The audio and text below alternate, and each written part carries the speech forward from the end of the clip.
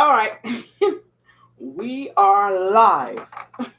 As you see, my shirt says, speak it into an existence. Women, speak life into your situation.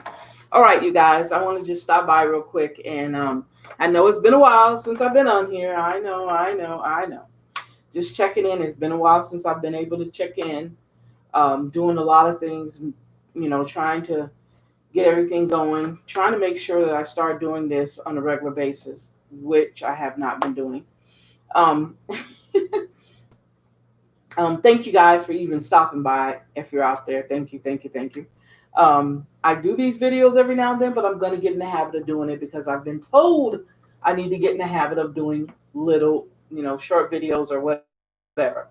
So I stopped by to let you guys know that my book, okay, In Search of You, and the workbook is on Amazon. It took me forever to write. The book is not long, but the workbook makes it even more exciting to read.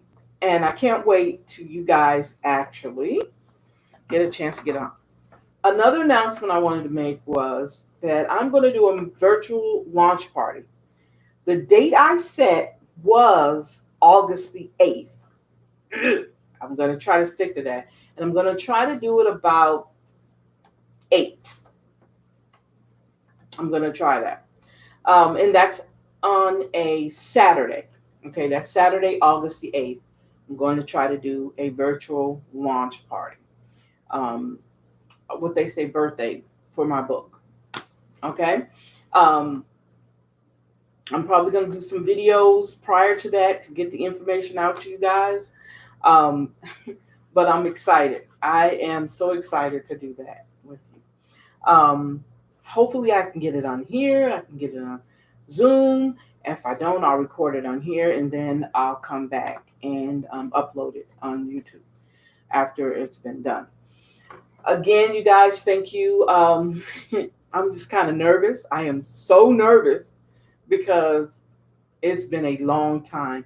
And when you have something that you want done and it's been a long time since you've been able to do it, then when you get a chance to do it, it's like, wow, I really did it. I did it. And so I'm at that point. So I'm like elated. Uh, you guys, if you don't get a chance and I want to kind of introduce you to a lot of things that I do when I'm not uh, on Facebook or anything else. One of the things I do in the morning is I have a podcast called You Are Loved. And it's on anchor.fm. And if you'll see a black young lady, some butterflies around her, and the name of that show is You Are Loved. And on that show, we share a lot of things that deal with women issues. We talk about just depression. We talk about business. We talk about business and lifestyles and women because that's a big, especially women of color. We talked about today. We talked about social anxiety in adults and in teens. What are the things that we could do to make sure that everybody who can overcome those different things when it comes to feeling inadequate or if you have a problem with being shy. Social anxiety and social phobia is very real. And according to what I talked about today, it's about 17 million adults who suffer from that. Now, if you say 17 million adults in one end, and then on the other article I read when we're talking about teens, it said that it's 22 million. So those numbers are right around, probably about right. That literally they break out in sweats. They have this mental breakdown when it comes to interaction with people. So it gave us 7 ways that we can deal with that. They gave us 7 ways that we can actually overcome that. Act confidential. Force yourself to get into situations where you have to talk to people. Make yourself available and vulnerable. stop being so afraid to speak out. You know, uh, when it came to teens, they talked about being mindful. We talked about, well, on my show, we talked about meditation and mindfulness. In my book, in my workbook, for one of the exercises is meditation, being able to come to a point where there's a moment where you just know you need to just back off and just say, you know what, let me concentrate, let me get a deep breath in here, and let me stop doing or going through this little thing that I'm going through. So it talks about all of that, and I thought that was very interesting.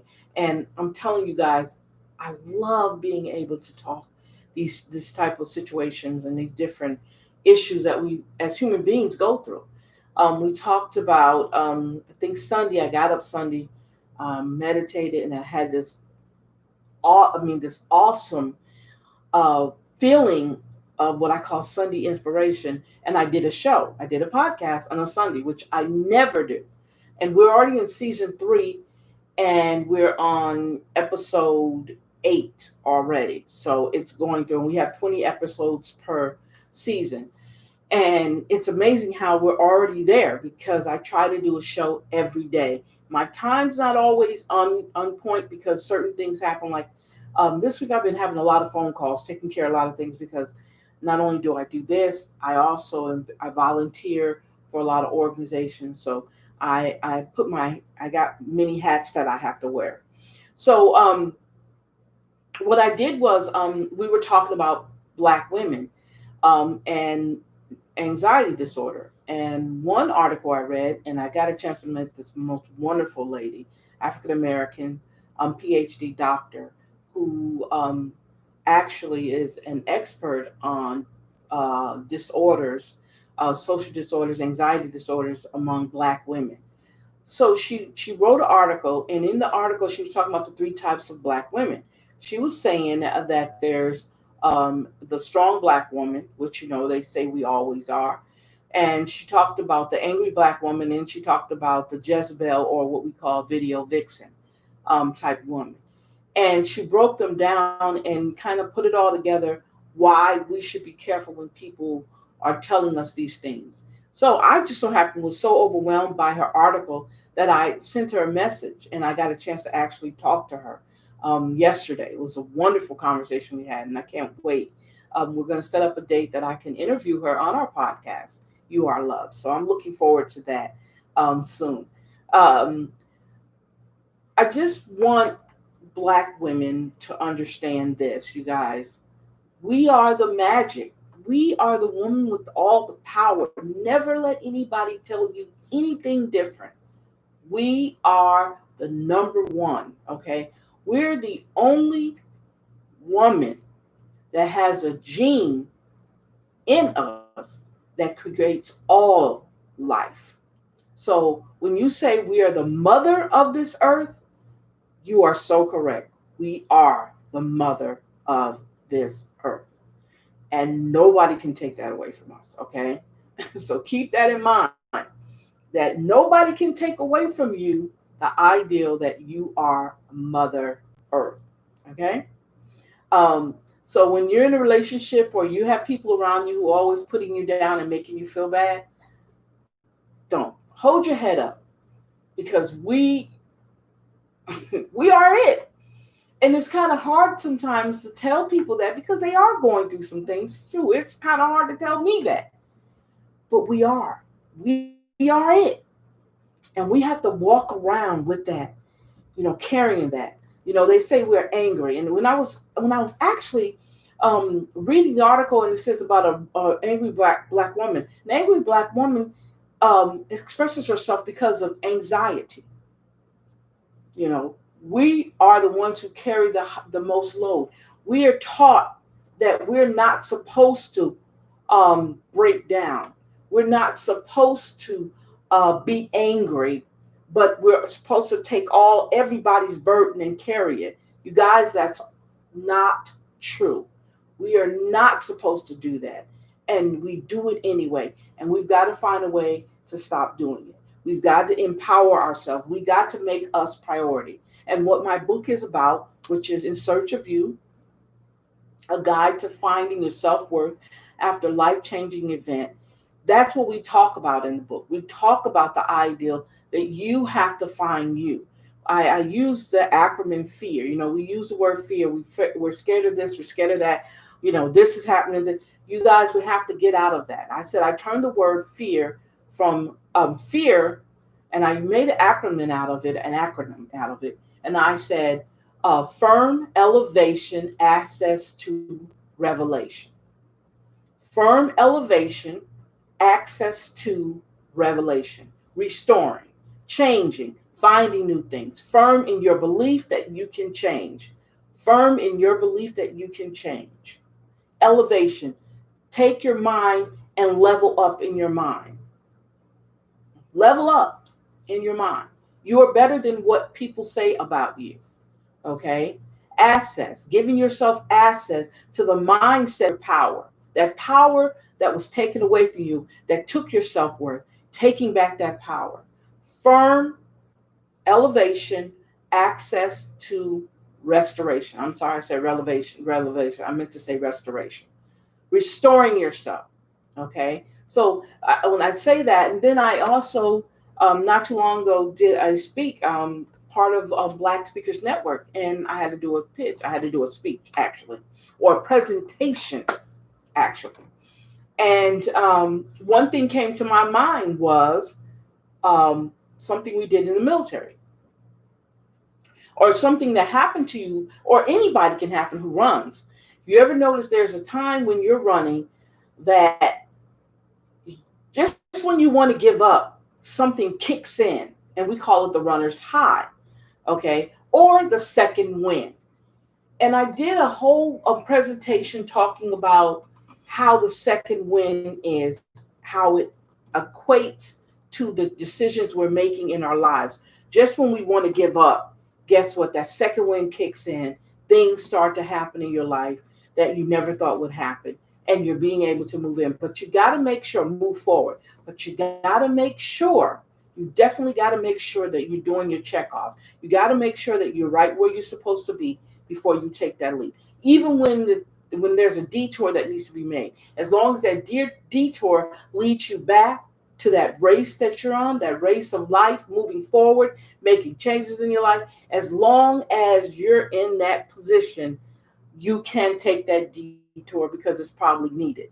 And then you prepare yourself for the next time that you have to run a race.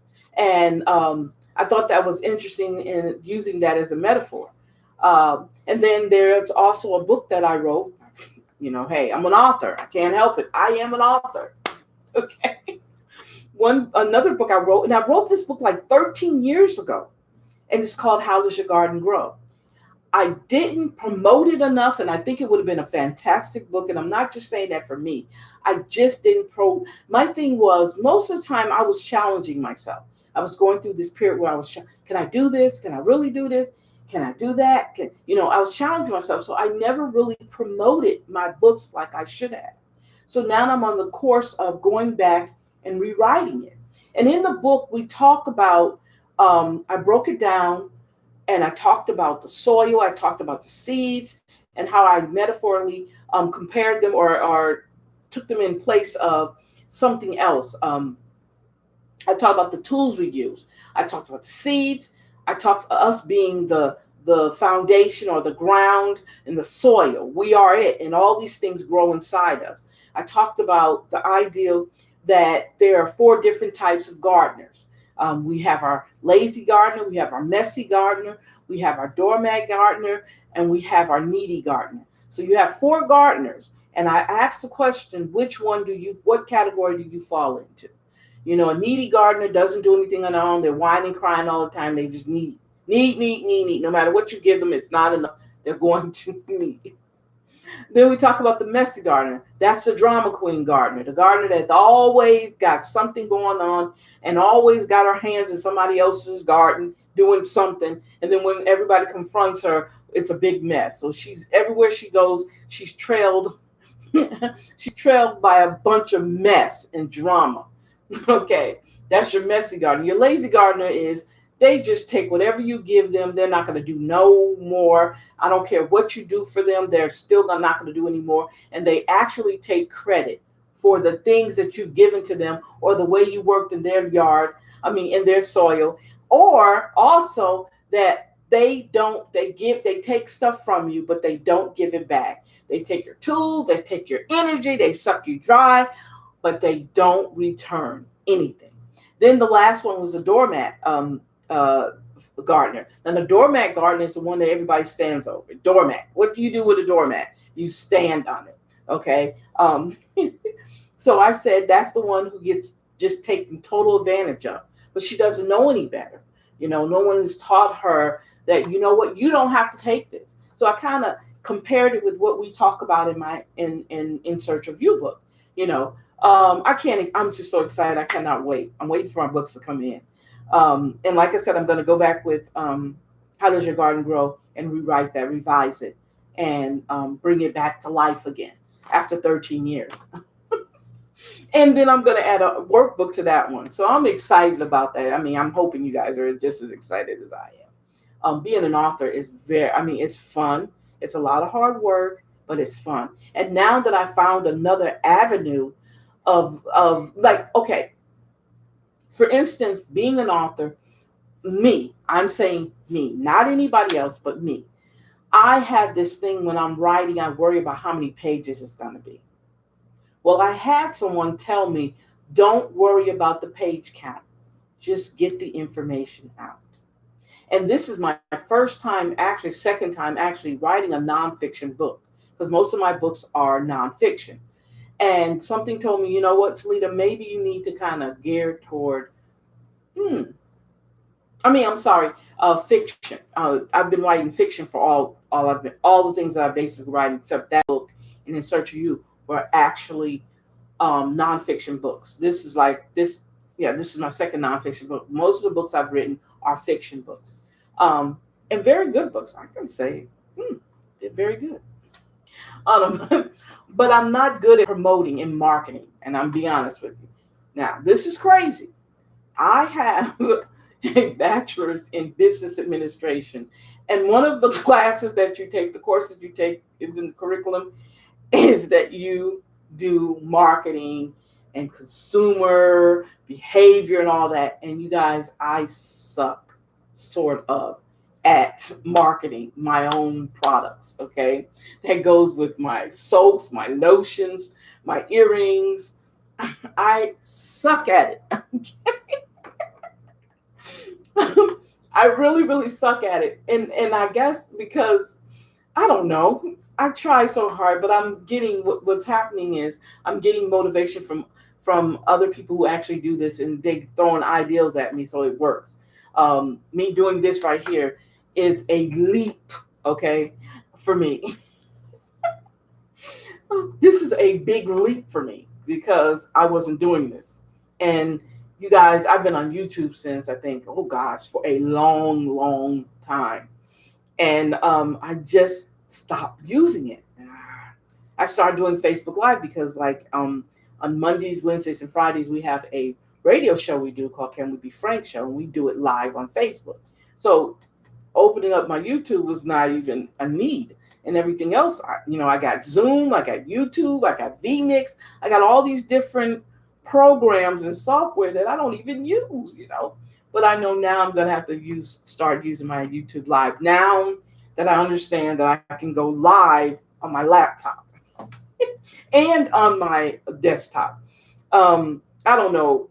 Just so much was going on, but I used to do it all the time. I was very avid, about doing my YouTube videos for a long, long time. I did YouTube videos.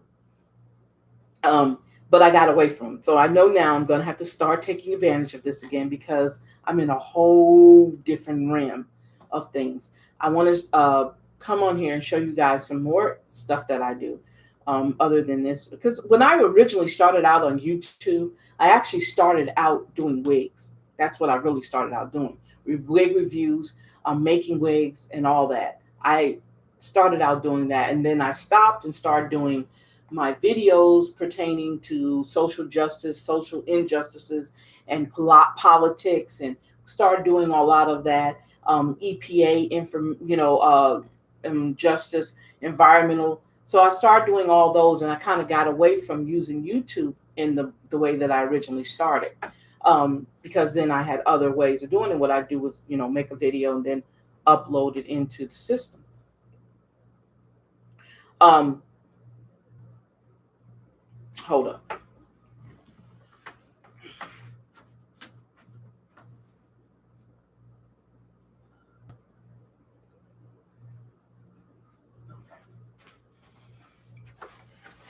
Stop recording. I don't know why. But anyway, so as I was saying, yeah. So that's what took place for me.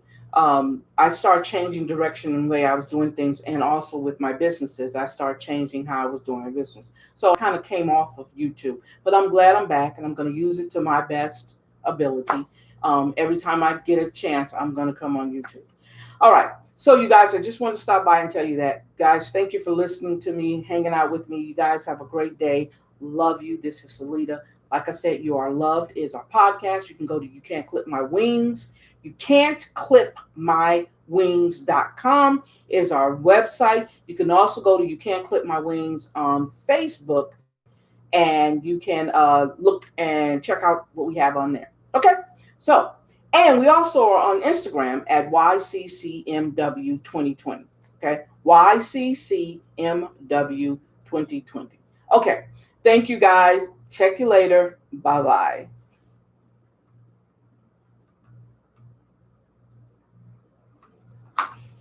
Gotta use my glasses because I can't see.